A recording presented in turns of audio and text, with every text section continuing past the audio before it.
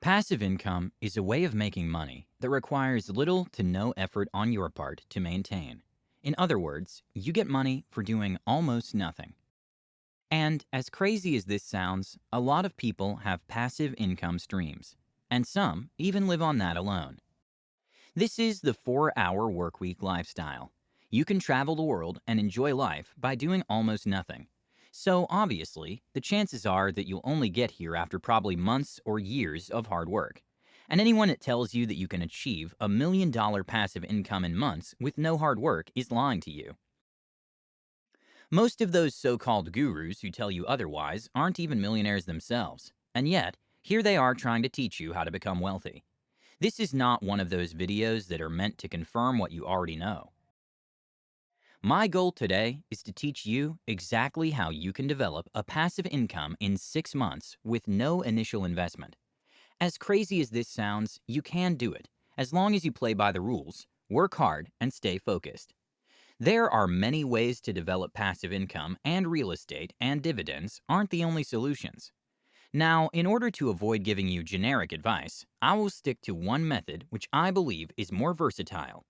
Not everyone has to become an investor, and not everyone has to get into e-commerce. There are many strategies to get there, and today I'm going to describe to you one of them, a service business. So this isn't your usual e-commerce or drop-shipping business. This is something different that not many talk about, but you should definitely consider.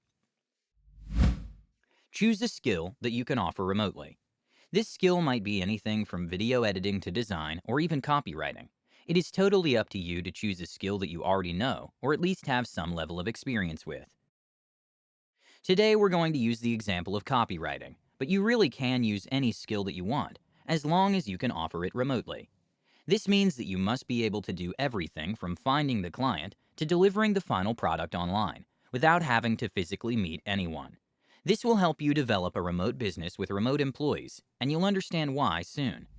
Develop that skill for 30 days. You cannot decently develop a skill in 30 days, but for this strategy to work, you don't need to.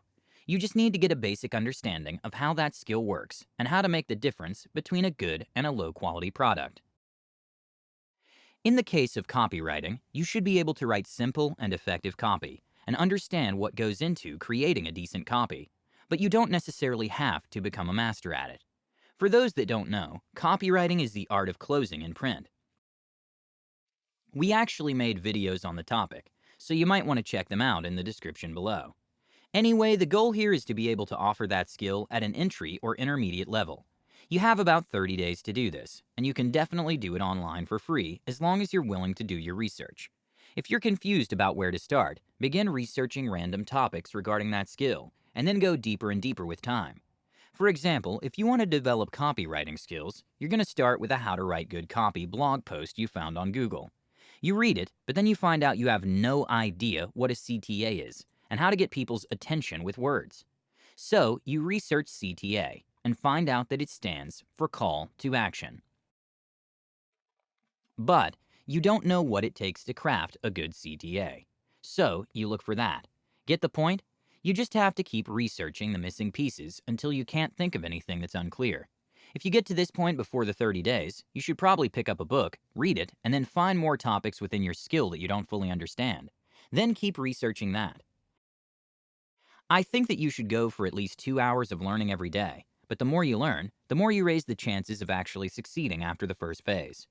Next, become a freelancer. For the next 3 months, you're going to offer that skill to the market to the best of your abilities. To do this, you obviously need some time to get used to the process and get in the habit of dealing with people. You can definitely use freelance websites like Upwork, Freelancer, and Fiverr, but there are many strategies that you can use to find your first clients. We'll go over them in a minute, but first, there's something you need to seriously understand. You are risky. As a beginner in your field, you represent a risk to your clients. Why? Because you're asking them to commit to money paying you regardless of your little to no experience. This means that it's a lot harder for you to guarantee results or to be believed. So people are going to ask for past work, samples, and so on. If you do not have any samples, I strongly invite you to create some. For example, if you're a copywriter, you can start making up some products and writing copy for them. Then you can develop a whole case study and add it to your portfolio. It isn't hard at all, really. Another good way to reduce the risk of your clients is social proof. This is real feedback from real past clients that talk about how good you are and how many results you can generate. Now, you're probably asking yourself, yes, I get it, but how do I get these first clients? Simple. By using the third strategy to reduce the client's risk, reducing the price. You can literally use this phrase. I know usually my competitors would give you higher rates, but here's the thing. I'm completely confident that I can deliver results, and as you see from my sample work, I do have the required experience. I'm currently looking for client feedback and testimonials, so I reduced the price to invite you to write me stellar feedback at the end of our project if I do deserve it. Just remember that with your first 2 or 3 clients, your goal is not to make money. Your goal is to get that feedback and those testimonials that you seriously need in order to achieve a certain level of credibility. The thing is, most people aren't willing to do this because they have big egos. But here's the reality. The market decides what your real value is. If no one trusts you, there's a reason for that. I mean, why should they? You have no experience, no past feedback, nothing to show. So you have to sacrifice a little in the beginning and over-deliver as much as you can. Strategies you can use to find clients. Freelancing websites are great, but there are other strategies that you can apply as well. LinkedIn. LinkedIn is basically the social media of professionals, entrepreneurs, and basically people that are trying to make some money or make some connections. It's great for organic reach, and it's basically a free marketing tool just like TikTok, but it's also fantastic to meet new people that could potentially become your partners or even your clients. If you study your approach trying not to be pushy, selly, or spammy, you're going to get more clients that you can handle. And that's your goal. Cold outreach. Outreach in sales is the process of reaching out to people. Cold means that you're either sending cold emails, messages, or maybe making phone calls. The distinction between cold and warm in sales is pretty simple. Warm leads are contacts that already know who you are, what you do, and what you sell. They're almost ready to buy, but they have some level of doubt, which you need to solve before you can move on with the sale. Cold leads are people that don't know who you are and what you sell. Maybe they don't even know that they need your product. So, cold outreach is basically one of the most aggressive and controversial strategies out there. But hey, I don't care if you like it or not. It just works if done properly. And basically anyone can do it, as long as you have a sales script and a lot of motivation. Probably the simplest strategy that we highly recommend is freelance. Once you get your first clients and you start making some money, it's time for expansion. Get more clients than you can physically handle. Do you know the law of supply and demand? It's a principle in finance and economics that rules the whole economy.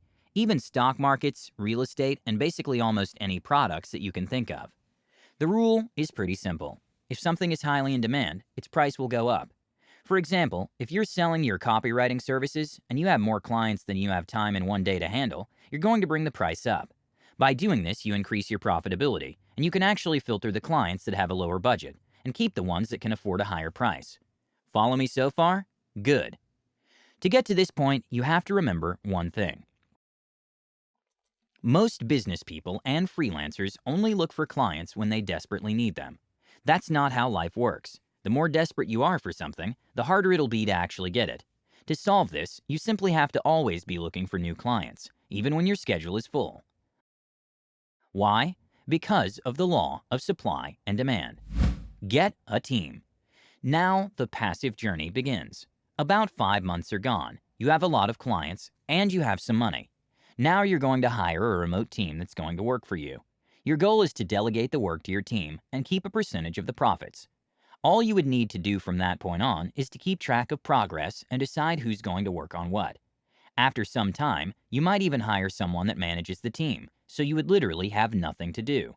However, I would personally keep an eye on the team for a certain time. The rule is, I will micromanage you until I trust you 100%. To find a decent team that's going to be willing to go to war for you, you need your skills in place. For example, if you're a copywriter and you've been looking for team members, you need to interview as many people as you can. Before you can hire them, you need to be 100% confident that they know what they're doing, and they won't ruin the reputation of your company with bad service and no results. Once you get your team going, you have no limits. Every time you have too many clients, you just hire a new freelancer. You delegate the job, and you're done. Makes sense? Good. So, thank you all so much for watching. I hope you've enjoyed and found value in this video. If you did, go ahead and give it a thumbs up. And if you're new here, welcome and subscribe for more content like this. With all that said, have a great day, and I'll see you all in the next one.